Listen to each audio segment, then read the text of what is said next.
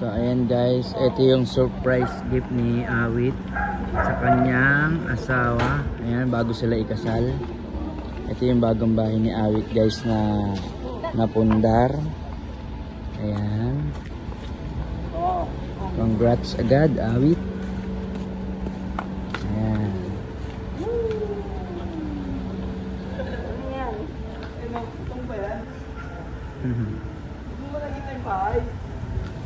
Ayan. So ayan guys, nandito kami ngayon sa Las Piñas. Ayan.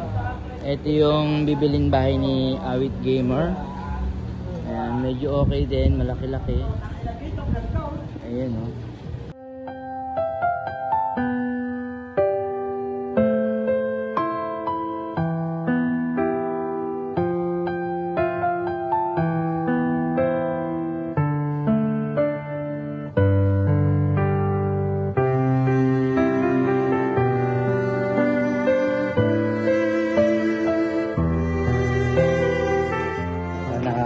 Panalo. At least may plano na uli si Awit sa kanyang buhay, di ba?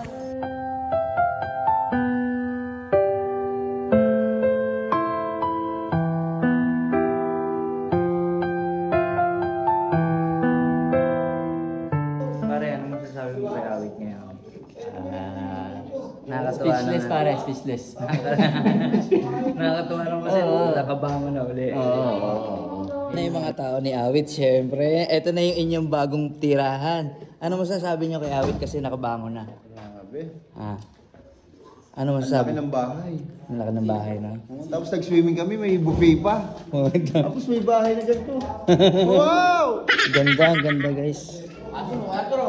Oh, ilang floor to? Parang jackpot.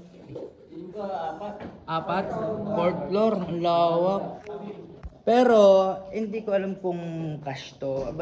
At least yung importante, nakabili na uli si Awit ng bagong bahay. Daming room eh, no? Oh, ang lawak. Ilan to, Titinay? Ilang rooms to? Ibili ko pa lang sa 2-3. Ganda, no? Presko. Wow, presko. Chill na chill, parang jackpot. Oh, ganda ng ambience, pre. Oh. Ganda. Ganda. Kano kaya ano ni Awit dito? Kuha niya. Ganda, lawak.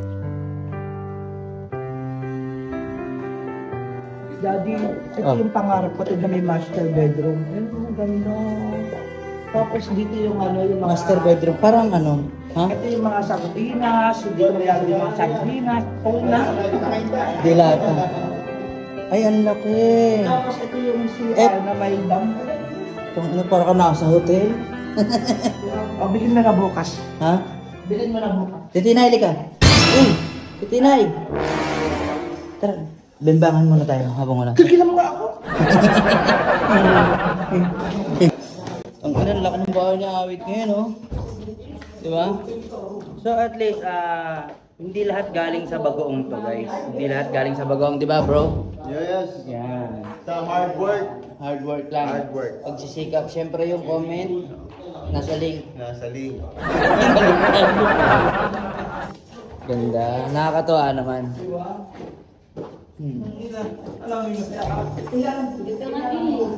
Ganda. Fourth floor. Lahat yan naka-aircon. Ano masaya kami?